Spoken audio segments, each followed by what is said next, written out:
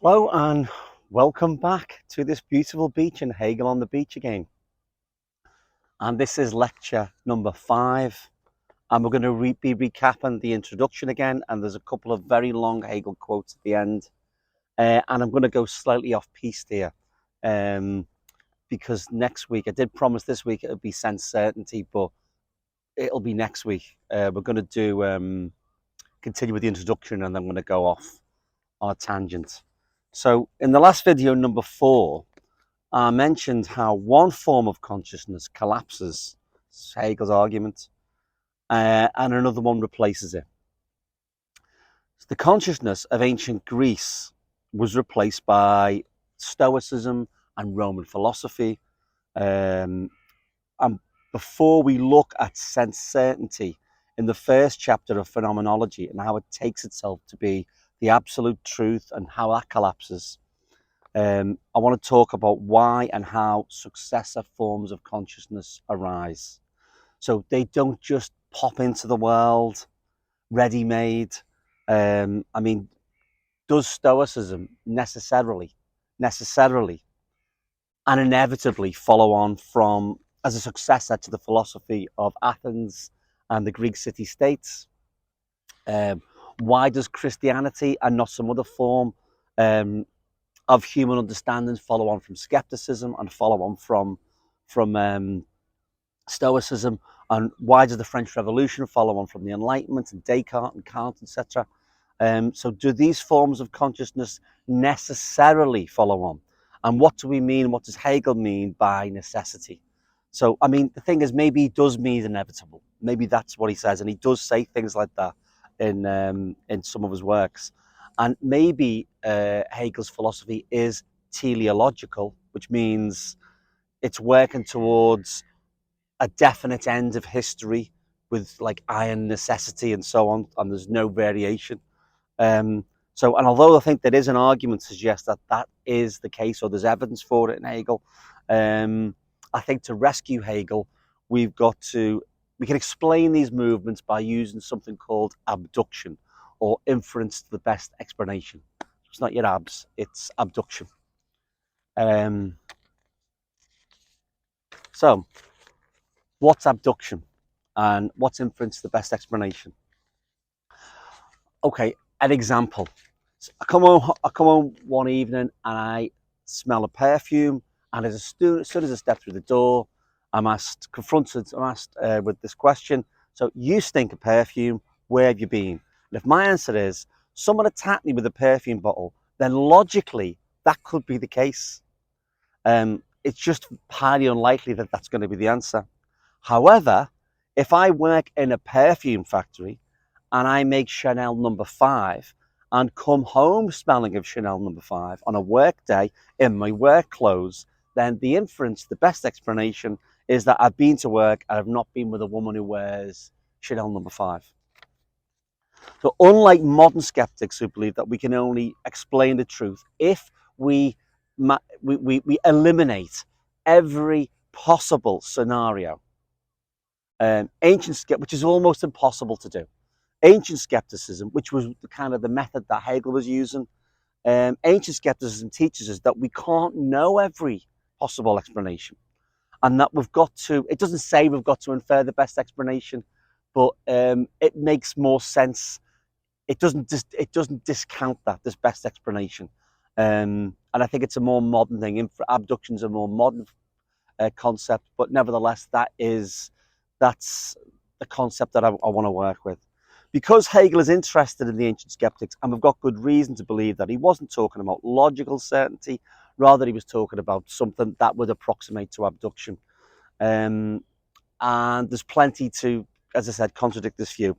There's another way to look at it, which is this. Okay, so in the book, as we're on a gorgeous beach in Crosby, I'll use the metaphor of the French lieutenant's woman, which is, you might have seen the film with Meryl Streep and Jeremy Irons, where Meryl Streep's on this, right by the sea, and the sweeping gown and all this stuff, right, flowing around. So I'll use the French lieutenant's woman. So the reader moves towards the book's conclusion, and there are alternative endings. But the characters are moving to a kind of final result. And in the case of phenomenology, history, it's already happened. He's not writing it prospectively to say this is going to happen. And there might have been different twists in the French Lieutenant's Woman to the plot, but we are where we are today. And we're reminded in the book, The French Lieutenant's Woman, that even a novel doesn't have to have an inevitable ending. But as soon as one set of events happen, then it automatically rules out all sorts of other possibilities. So I think that is the way phenomenology should be approached. Not inevitable, but these other things aren't possible.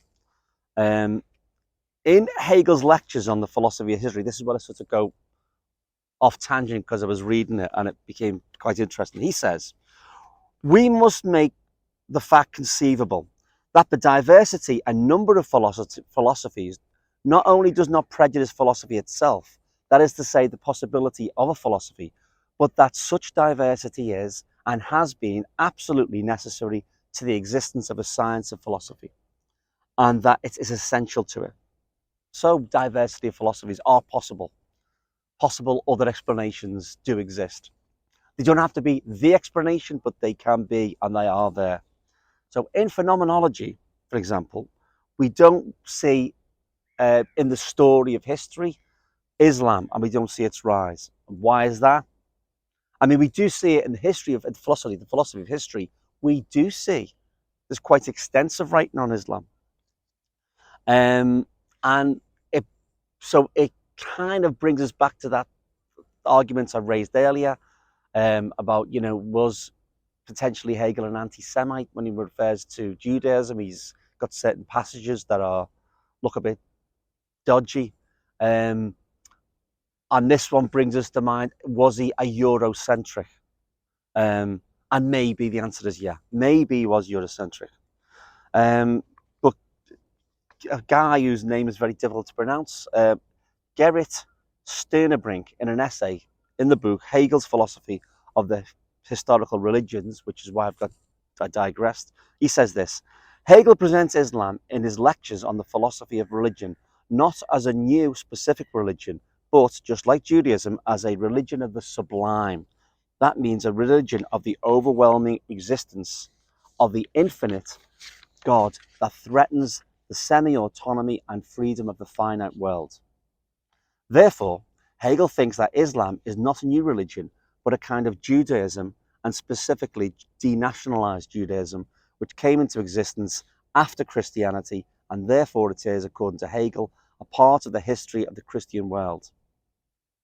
And of course, we know that Islam counts Jesus and Abraham as part of its history. And again, it didn't just pop out of anywhere.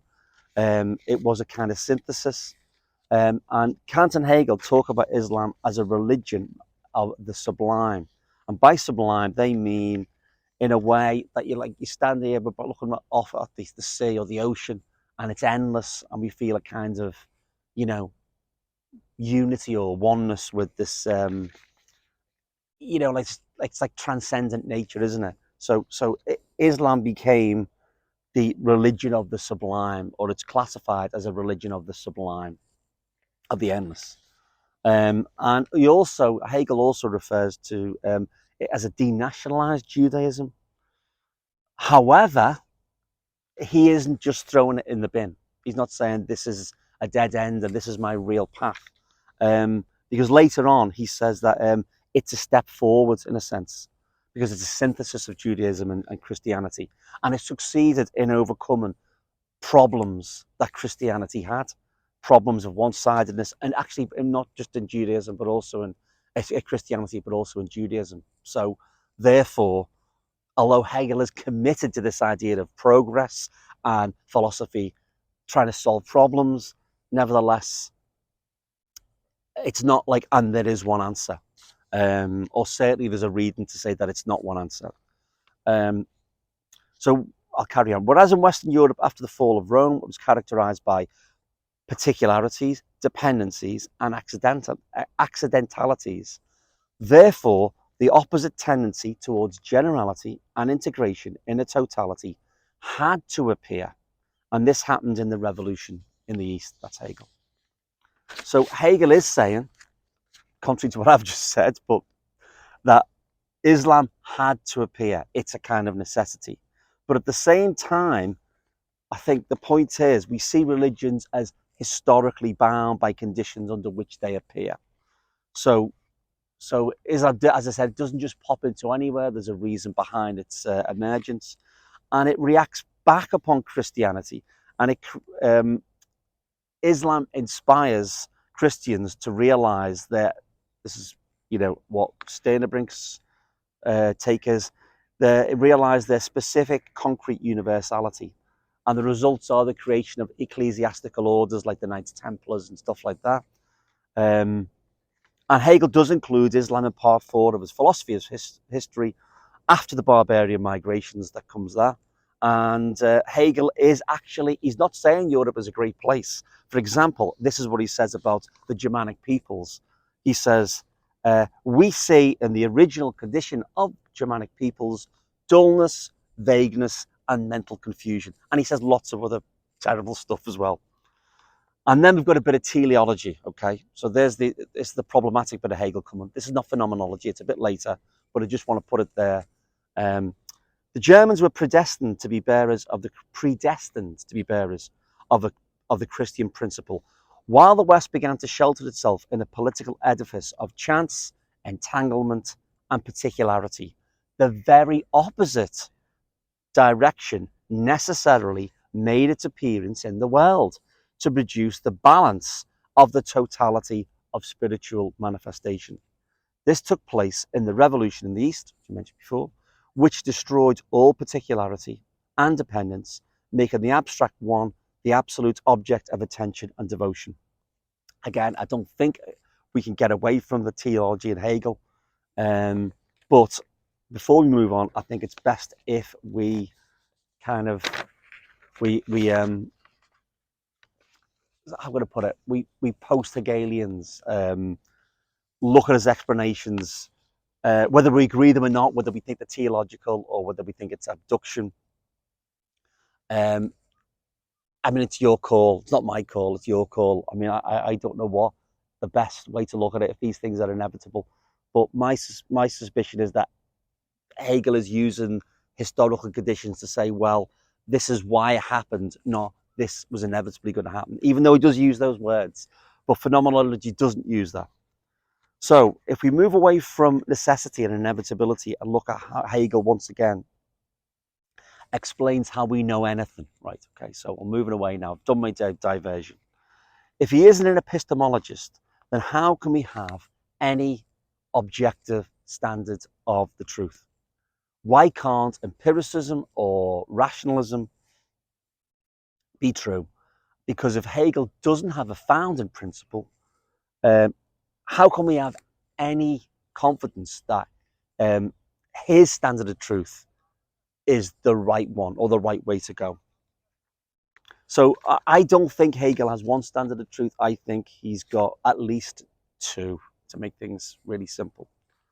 So I'm going to read this quite long passage, okay? So if we are then, this is number 83 in the introduction, paragraph 83.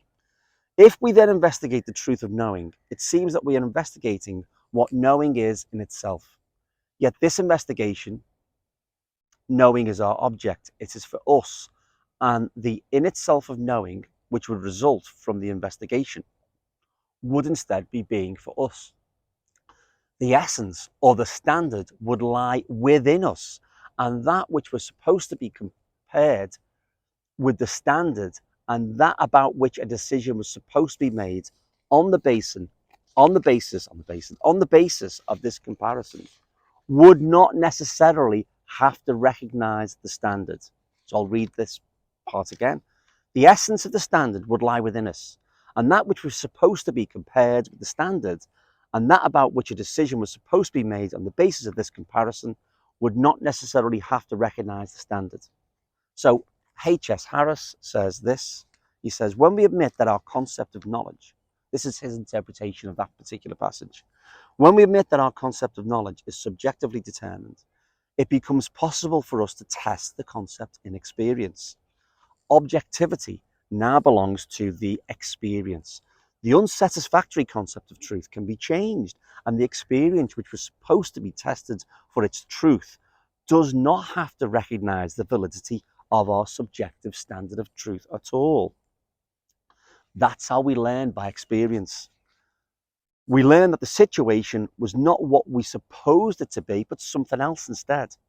Our science of experience will show us how this learning process has applied to the concept of truth itself. Since the structure of conscious cognition necessarily involves the comparison of an assumed concept of truth with the actual experience of things, it is this comparing that is the actual process of consciousness as cognition. So we only need to observe how the cognitive consciousness itself evolves. So that is why and how we can have a standard of truth, or we can trust Hegel's standard of truth. So we compare our subjective, unsatisfactory concept of the truth with our own, or don't like to use the word sciences, but science's experience of the truth. We test it out. That is actually the scientific method. We see if it works. You know, we run it up the flagpole and we see who salutes, don't we? And therefore we can't know the absolute truth. We can only know what we think we know and then test it out through science or some other procedure. And if the two don't match up, our original concept with how it plays out in reality, then we change, don't we? We either do another test, a different type of test to measure what we know, or we have to change our concept and then go into despair and go, no, it's wrong. Okay. So 85 now, back to the introduction. However, from this aspect, not only will it be superfluous for us to add anything, and not only because concept and object, the standard and what is to be examined, are present in the consciousness itself, rather we are lifted above comparing the two and conduct a genuine examination such that, while consciousness examines its own self, the only thing that remains to us is purely to look on. This is so because consciousness is, on the one hand, consciousness of the object, and on the other hand, it's consciousness of its own self. Consciousness seems, as it were, to be incapable of getting behind the object, to the object as it is in itself, and not as the object is for us in consciousness. However, consciousness therefore also seems to be incapable in its own self of testing its knowing of the object. Yet precisely because consciousness knows of an object at all, there is already present the difference that something is to consciousness the in itself, but another moment is knowing, or the being of the object for consciousness. The being of the object for consciousness. It is upon this difference which is present that the testing depends. If in this comparison the two do not correspond to one another, then it seems as if consciousness must alter its knowing in order to make it adequate to the object. However, in knowing's alteration, the object itself to consciousness also in fact altered. For the knowing which is present was essentially a knowing of the object. Along with the knowing, the object also becomes something different, for it belonged essentially to this knowing. That is, the standard for the examination is altered when that for which it was supposed to be the standard itself fails the examination. And the examination is not only an examination of knowing, but also an examination of the standard of knowing. Okay, so that's relatively clear. And Harris says this: since the structure of since the structure of conscious cognition necessarily involves the comparison of an assumed concept of the truth with the actual experience of things, it is this comparing that is the actual process of consciousness as cognition. So we only need to observe how the cognitive consciousness itself evolves, which is the point of the book, how consciousness evolves. What truly is for us, or the real object of our knowledge, is day passing into night. This is an example of sense certainty, but this is Harris's commentary on the introduction. It is not what is immediately out there in itself that is true, but what we experience or what is there for us, what truly is not now, but time. So it's knowing is a process, not a moment. We are not even aware that when we realize that we are experiencing a changing world, our standard, that what is true is what appears to us, has changed. We still assume that what is what appears, but we come to know that what appears is, for instance, a cycle of times that fill 24 hours. We make the transition from what simply is to what is in itself for us without realizing that it is for us at all. For us as natural consciousness is always just what is in itself that is appearing. It is simply a fact that we have now found out that what is out there is the cycle of day and night. So, okay, the truth occurs in time. If I say it's daytime, that statement doesn't remain true forever. It's a conditional statement. All truth is conditional and it's never absolute. So the certainty, the absolute certainty of different forms of consciousness will collapse because time happens. So as I said, all truth's conditional. It's never absolute. And the only absolute thing we actually do know is that we can't know the absolute. The only thing we know is everything is conditional, I think, which is Hegel's point. So next time we will definitely start said certainty, as this introduction is driving me nuts. And also I digress massively to talk about Hegel's history of philosophy, or philosophy of history, I should say, because I was reading about it last night and I thought I better write something about it. But I promise I'm going to try and stick to the main points tomorrow and move on with this, with the narrative. Okay, I'll see you later.